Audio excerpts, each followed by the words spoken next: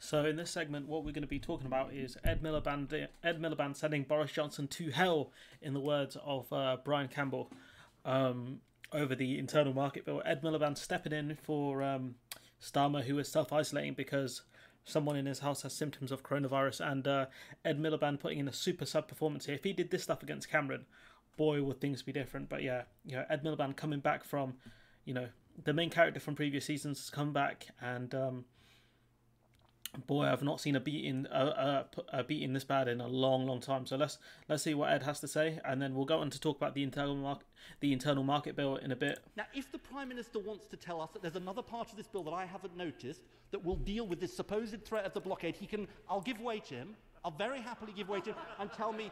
He can tell us. I'm sure he's read it. I'm sure he knows it. I'm sure he knows it in detail because he's a details man. Come on, tell us what clause protects the threat that he says he's worried about GB to Northern Ireland exports. I give way to him.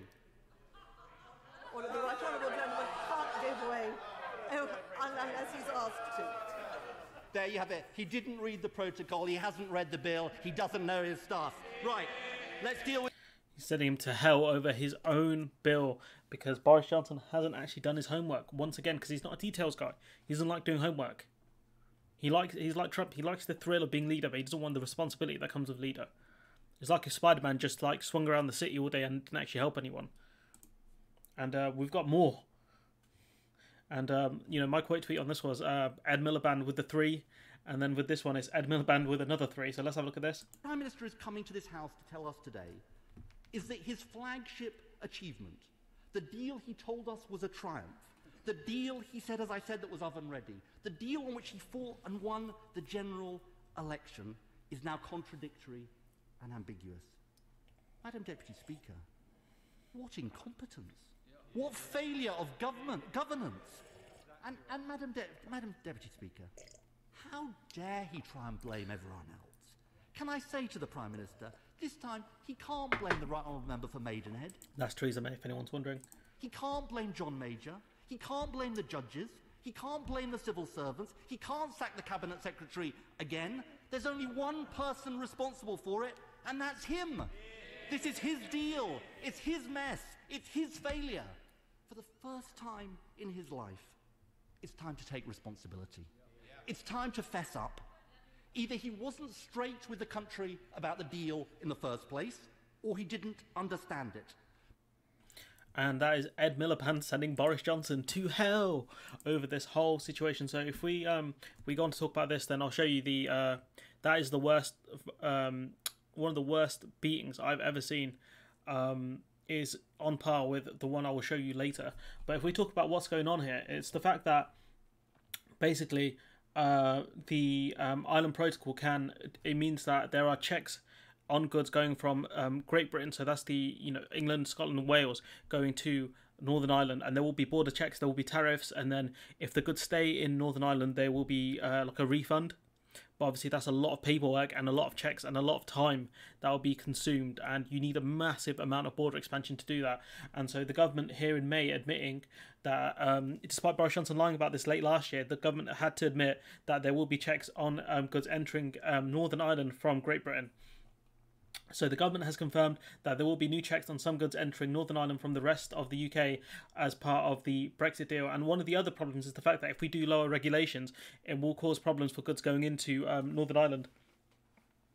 Because if that stuff does get into the EU, then that causes more problems into the Republic of Ireland. So if we look at this article from May, the government has confirmed that there will be new checks on some goods entering Northern Ireland from the rest of the UK as part of the Brexit deal. It will expand infrastructure at Northern Ireland's post to carry out checks on animals and food products. The details are contained in the UK proposals for implementing the Northern Ireland part of the Brexit deal. Northern Ireland will follow some EU rules on agricultural and manufactured goods. The Northern Ireland Protocol is supposed to be operational by January and has to be applied even if the UK and the EU do not reach a trade deal. So what that means is that even if we don't get a free trade deal, checks on goods entering Northern Ireland, products will be checked basically going into Northern Ireland. And the thing is, this was part of Boris Johnson's deal. He cannot lie and say that, well, this was in the small print or whatever. This was part of his deal, the deal that he said was very good and oven ready. Hence why you got Ed Miliband here saying that he can't blame other people. What the Prime Minister is coming to this House to tell us today is that his flagship achievement, the deal he told us was a triumph, the deal he said, as I said, that was oven ready, the deal on which he fought and won the general election, is now contradictory and ambiguous. And that's what he's saying. You know, a lot of Brexiteers are talking about the fact that, you know, it was meant to negotiate a deal in good faith. But the thing is, what defines good faith? And that's why you don't put ambiguous things inside trade deals. And that's maybe Boris Johnson left that in there on purpose, so he could claim the EU are being unfair, or maybe he's just stupid. What more is to be said about this from this article? But the fact is, there will be checks there were meant to be checks regardless of a deal. So even if, say, no deal happens, by international law, according to this treaty, we still have to follow the island protocol, which is goods going into Northern Ireland have to be checked.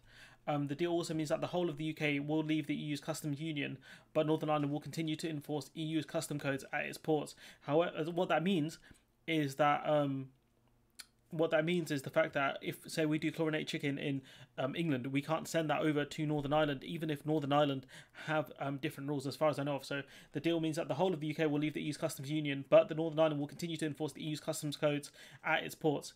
However, the UK says it sees no need to construct a new bespoke customs infrastructure in Northern Ireland. So I think that means to do checks. The EU's negotiator Barnier has previously suggested that new customs processes will not have to be at the point of entry into Northern Ireland. The EU has been concerned that the UK has not been taking practical steps to prepare for these changes. He's not wrong. The ports and the technology have not been constructed properly yet. Last week, Barnier said he was waiting for the UK to lay out its approach with confidence and vigilance. However, the UK has already told the EU it would develop border control posts at Northern Ireland ports. The EU has strict rules on the entry of animals and food products into the single market. These products must always enter the single market through designated BCPs, so border control posts. Live animals entering Northern Ireland from Great Britain are already subject to checks, but food products are not. The EU and UK have been in dispute about whether the EU should have permanent technical officers in Belfast to oversee the checks. The EU say an office is required and permitted under the deal. However, the Cabinet Office Minister Gove said it would amount to a mini embassy. So he's talking rubbish again, Gove. So if we actually go into details about this bill, it's from the. So the point of the bill is to ensure that trade between all four home nations remains barrier-free after Brexit. So basically, what that means is those restrictions that are in the Island Protocol in the case of a no deal, especially in the case of a no-deal Brexit, will basically be void, and there will be no checks. That's what this is saying. The bill was drawn up to ensure all four home nations remain barrier-free after the Brexit transition period on the 31st of December. So even in the case of no deal, there will be no checks going into products going into Northern Ireland. And what that means is for the EU is that if they don't know what's going in and staying in Northern Ireland, it means that they won't know if things from the UK are flowing into the Republic of Ireland tariff-free, if that makes sense, because there will be no hard border in Ireland. I hope this is making sense to somebody out there. So what this means is, instead of having a hard border, so what the plan is, instead of having a hard border in Ireland, they move the border to the Irish Sea so that goods moving between England, Scotland and Wales have to get checked and tariffed when going to Northern Ireland, and if they stay in Northern Ireland, then you get a refund of the tariff. But basically, by getting rid of those checks, the EU are going to have no idea about products going from England through Northern Ireland into the Republic of Ireland, which they can do, and that basically bypasses tariffs. So that makes sense because there's no checks. So hopefully that makes sense, and that's the point of the bill, the internal market bill, and that's why it's controversial. But if we go back to talking about how badly Boris Johnson got beat up by Ed Miliband, we just have to go to this clip here.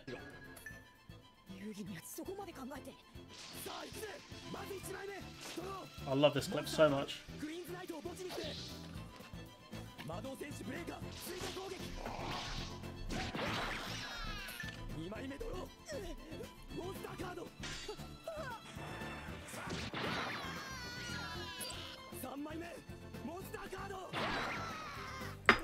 I think I've indulged myself long enough there, but that's the point of the video, is to say that Ed Miliband murked Boris Johnson in his substitute appearance. The controversy of the internal market bill is the fact that basically, this is a good picture here. So instead of checks happening here, there will be no checks, and so goods can flow into the Republic of Ireland on the slide basically, and things were meant to be checked on ports on entry and tariffed, and obviously tariffs are meant to be collected. So if any goods are going into the Republic of Ireland, they would be paid to the EU, and if they stay there, they would be refunded by the EU, I guess, or refunded by the money would probably be kept in Ireland, in the Republic of Ireland, Northern Ireland, and then given back to the company, and that's where all the controversy is. And so we can see that the UK is not about that life, and we don't care for international rules or treaties we agreed to less than a year ago. But I've rambled on long enough. Let me know what you guys think in the comments below. Like, comment, share, subscribe, and hopefully I'll see you in the next one.